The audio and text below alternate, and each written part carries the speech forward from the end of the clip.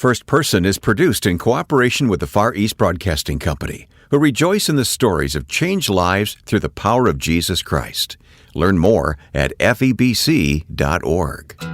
Sometimes I'm more scared for them than they are because they're in the midst of that and we're so far away and those scary stories, what's going on in Ukraine. But I think they're protected there, that God is with them.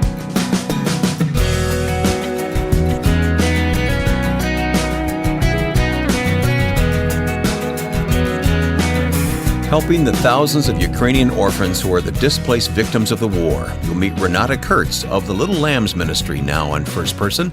Welcome to this week's program. I'm Wayne Shepherd. Among all the stories of the millions of people, adults and children, who've been displaced by the war in Ukraine, let's not forget those children who were living in Ukrainian orphanages before the invasion. Many of them are now refugees living in other countries on top of being an orphan. That's when a Christian woman of German descent, born in Russia, enters our story. Renate Kurz, who started Little Lambs, has mobilized volunteers to step into this crisis and do amazing things to help, and we'll learn about a summer camp for Ukrainian orphans who've been safely sent to Turkey. Not a large ministry by any means, Little Lambs also has people on the ground in Ukraine who are driving deep into the country on rescue missions. We'll have links to Little Lambs in our program notes at firstpersoninterview.com. Renate came to the studio recently to tell the story of what God has called her to do. Well, over 30 years we've been ministering to orphans in Ukraine. And it's just amazing to see what's happening now. They're all over Europe. I think 10,000 orphans, I heard, they were evacuated. They're all over. We heard a couple of weeks ago about opportunity to go to Antalya. Which is in Turkey. In Turkey. They were placed 1,000 orphans in a camp or in a hotel, actually. And the local church, the Slavic church in Antalya, they were reaching out to the people to help the orphanage or the hotel management, because they needed help. That's an overwhelming number of children. It is a lot. Just to care for them as well as minister to them. Correct. Yeah. And so they contacted us. It was a unique opportunity because we've done that in Ukraine for so many years, but we've never went to Antalya or Turkey. Okay. So we got in touch with some people that helped us to connect with the church and organized in 2 weeks 16 people from America and 18 people from Ukraine. Wait a minute, back up. You did all this in 2 weeks? Yes. Did you have trouble finding volunteers? Not really. I have more for July, but July we cannot get the Ukrainians out anymore. Okay. So more people wanted to go, which was amazing. God provided all that. Okay, so you mustered some volunteers. There are many people that came to Turkey been before in Ukraine. Mm-hmm. So those are the people that have ministered in Ukraine. They love Ukraine. They love the orphans. They want to help. So it was easy to get them all going. It was a little bit harder to get the tickets, all the logistics of it. Of course. I can only imagine how difficult it was. Yeah. And all that COVID requirements and people not sure what to do and what we need. But God all provided the door, opened the door everywhere, all the way. And it was amazing to see the kids. The kids are from Dnipro region in both of the hotels. There are 2 hotels in Antalya. They split the kids in 2 hotels. So we needed 2 teams. The kids are all from Dnipro region. We've never worked with Dnipro region before. And these are from the smallest toddlers and babies on up? They didn't have toddlers. The kids, the orphan kids that we had, they were 6 years old and up. Okay. There were younger kids. There were foster families there. And there were kids of the caregivers. Okay. They had to take them all out. It was bittersweet somehow. The kids are the same like we met in Ukraine for the last 30 years. They all have those emotional needs, want to be hugged, want to be touched, they just need attention. Mm-hmm. But all the older kids talked about, when are we going home? Yeah. What's going on? Why is Putin doing that? And one kid said, I hate him. And I said, hate is a strong word. Mm-hmm. God said we have to love everyone. God will take care of him. But it was hard for the kids to tell them that God is in control there. So not only are they orphans living in Ukraine before the war, but now layered on top of all that is all the trauma of being evacuated from a war-torn country, and they must be suffering. You were talking about the fact that some of them are even shell-shocked. Yes. When the Ukrainians arrived, and they drove 3 days to get to Antalya. They had trouble at a couple of borders, but they got there. And there was a girl who works in a rehab center in Donetsk region, still in the Ukrainian control. Mm-hmm. And the first night when we got there, we were just sitting and singing, praying first a little bit. And then a hotel next to us got some fireworks going. And she got really scared, had tears in her eyes, really turned around, was not sure what was happening. We just looked at her, or a couple of us got up and hugged her. And it just a reaction that happens. Yeah. People live with that. Yeah. I don't think the kids in the orphanages or in the hotels that we met lived through that, because some of them came out the first week of March. So they came out early during the war crisis out. But nevertheless, they've been so long now. It's 4 months. They want to go back. We had so many kids asking, when are we going back? And I've been in Ukraine for 30 years. I've seen the orphanages. The hotels are much nicer. The food is much nicer. But it's not home for them. But they want to go back home. Yeah. And I thought even the orphans who have not much to look forward in life, they are patriots. Mm-hmm. They love their country. They want to go home. Of course. What was a day like? What were you able to do with the children? We would go every morning. We couldn't stay in the same hotel for security reasons, so we stayed a couple of hotels down the road. So in the morning we had breakfast, and then we would just go to the hotel. In the morning we tried to do little of a Bible lesson. Mm-hmm. We did some singing first, get them all quiet and excited. Then we did little Bible lessons. The hotel I stayed, there are 2 hotels. The other hotel had kids a little bit better mentally. They're not physically disabled, but mentally. Our hotel had more kids that, they're 14 years old, acted like 7. Oh. So we did short Bible lessons, visual thing, like they had a couple of, glasses of water, and then one is dark, and you put something in, and then it gets all light, and this is how Jesus does our sin. Wonderful. When you accept God, Jesus, it becomes, your heart becomes, or your life becomes clean. That's what Jesus, so kind of short, maybe 5 minutes, 6 minutes, and then we sang, and we did crafts, we did all kind of activities. Couldn't do big sport activities like we do in Ukraine. They don't have a soccer field or anything. It's a hotel. They're all tight and no space. But we split up in small groups and played lots of games, lots of hugging, lots of laughing, lots of crying. I can only imagine what that meant to the children. It must have been hard to leave after a couple of... How long were you there? 2 weeks. 2 weeks. After 2 weeks, how hard was it to walk away? It was very hard. It was very hard. There was one group, and they had 12 orphans in that group, 2 ladies, and one lady always came. She had 3 kids that didn't talk at all. 2 older kids talked a little bit, so that was the mostly severely emotionally and mentally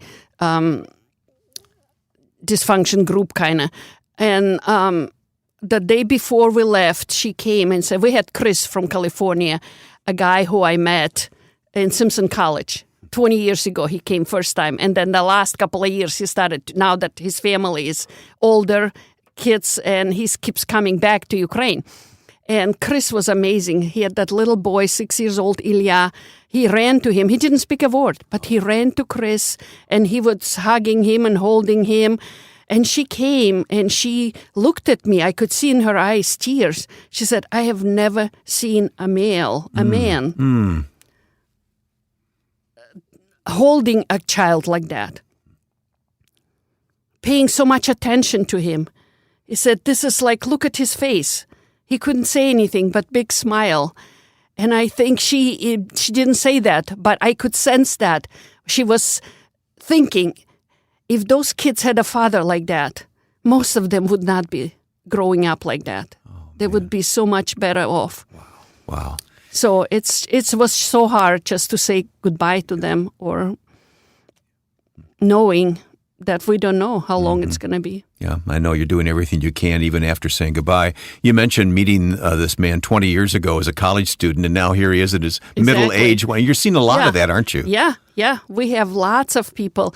I think 7 of the people that came to Antalya, they were all former, now older. They were college kids 20 years ago. They now came back to help, and it's amazing to see that people, and even when the war started, I'm on Facebook, don't even like Facebook that much the last couple of years because of whatever, but I have so many orphans on Facebook. The graduates, the older kids, some Christians, some non, they always, not always, but every so often they ask for something or they need help. So I like to keep in touch. And I also have lots of college kids because that's where they are, right, on Facebook.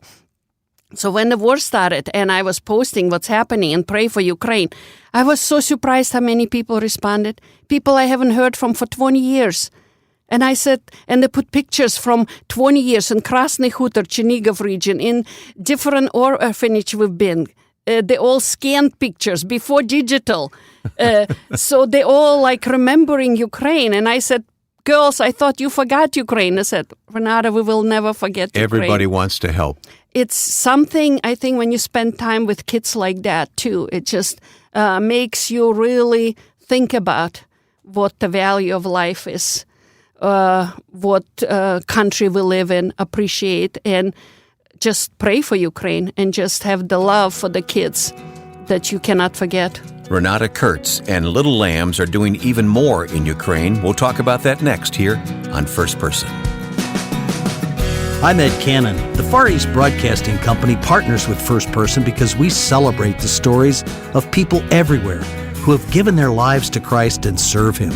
Our broadcasters in 50 countries of the world hear stories every day of people whose lives are transformed by the gospel and who have faithfully been taught God's Word. In addition to First Person, I'm pleased that Wayne and I host a podcast, and we invite you to join us. Listen to Until All Have Heard at FEBC.org.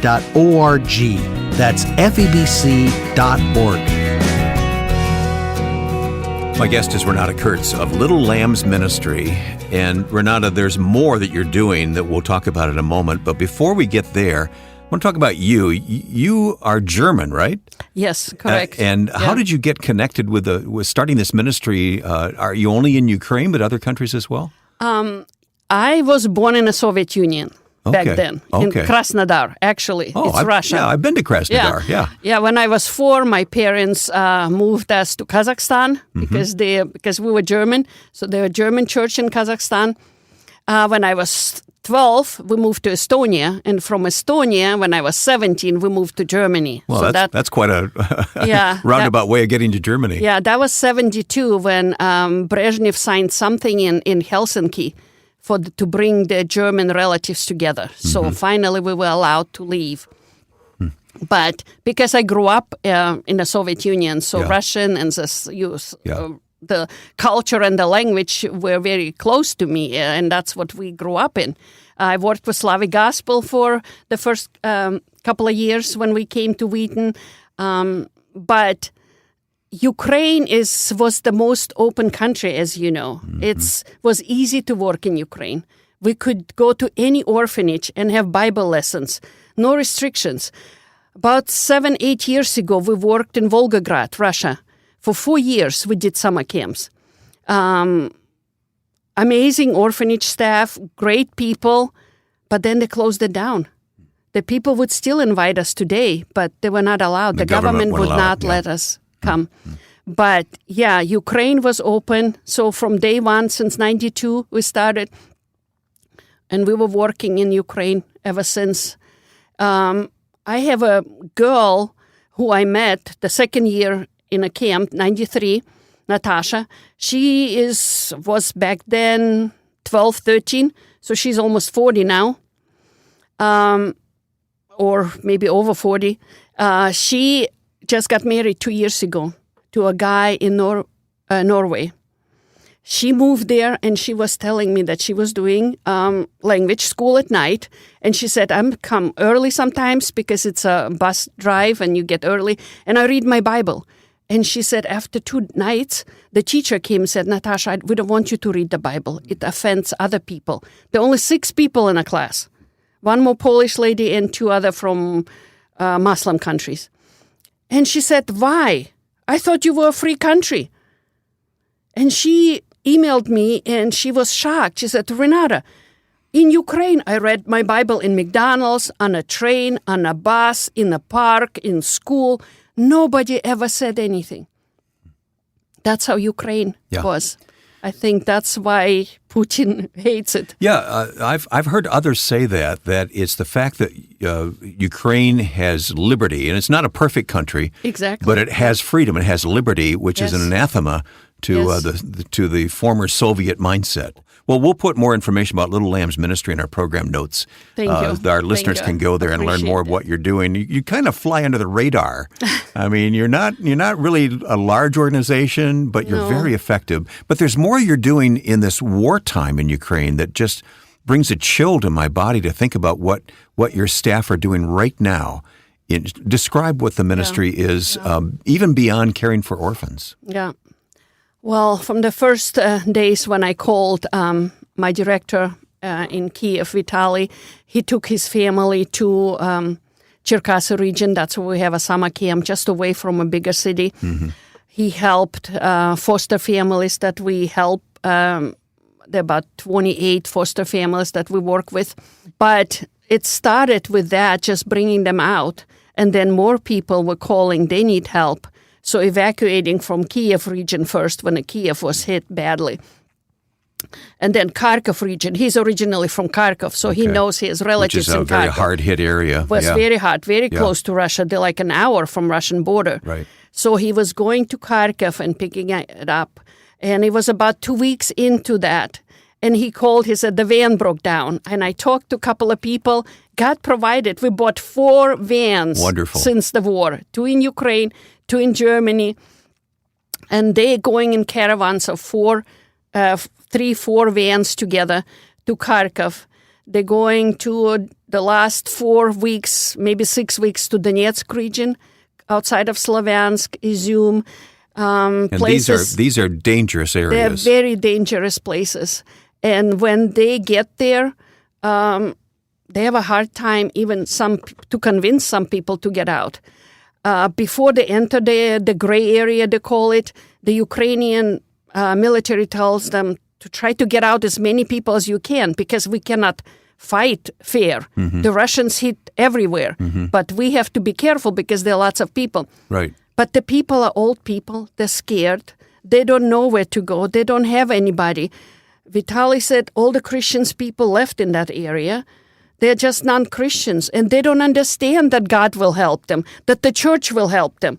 They have no understanding of that. What is church? What is a body of?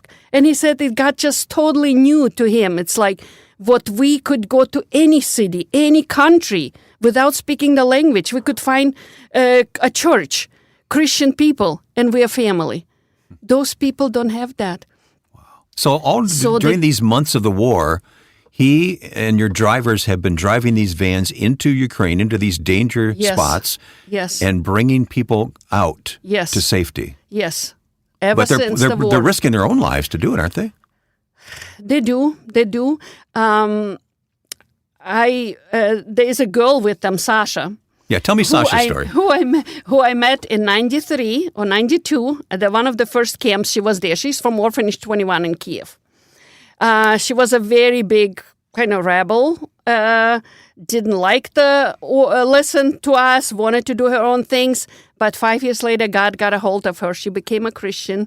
She became a missionary later. She was in Uganda. She was in Philippines working with Nehemiah home where they have those kids that they save from trafficking. In the Philippines? In the Philippines, okay. Yes. Uh-huh. And she was in Brazil this last winter. So she texted me and said, Renata, I need to get back to Ukraine.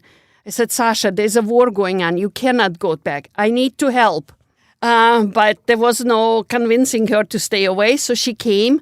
She is helping Vitaly now. She promised me she will listen to Vitalik, not to get into danger, because I just didn't trust her. She's like the kind of, orphan. We would call it a loose cannon, huh? Yes, she would take something what she finds and shoot back. She's been there now for 6 weeks, driving with Vitalik, helping evacuate people. She is good at talking to people. And she's like, Renata, first, she told me, first, when we drive back, it's about 6 hours drive. First, they're quiet and shocked. Then they start talking about, then we asked them if we could sing a song. They said, we sing a song, a prayer for Ukraine, something that God would save Ukraine. And, fantastic. And they started humming with us. He said, at the end of the ride, they're singing with us. It's a ministry they have. But it's dangerous. I know it's dangerous. There was a couple of times she sent me a video where you could hear shooting and the people were running. And she's like, Vitalik, let's go quickly. Because they were afraid because still stuff is so close. Yeah. Well, I've been following on Facebook the story of your drivers, and it's so inspiring. These are not super highways they're driving. These are rough roads in dangerous areas, and the vans do break down, and there are delays, and there are difficulties, but God's protected them, and they're doing what they're called to do. This Sasha, that impresses me so much. She could have remained outside of Ukraine in safety, but she's running to the battle. Yes. What does that say to you?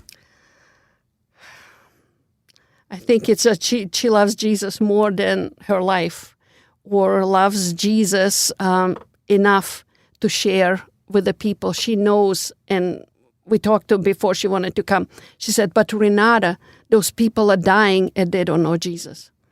So to her, it was important to share the gospel, no matter what happened.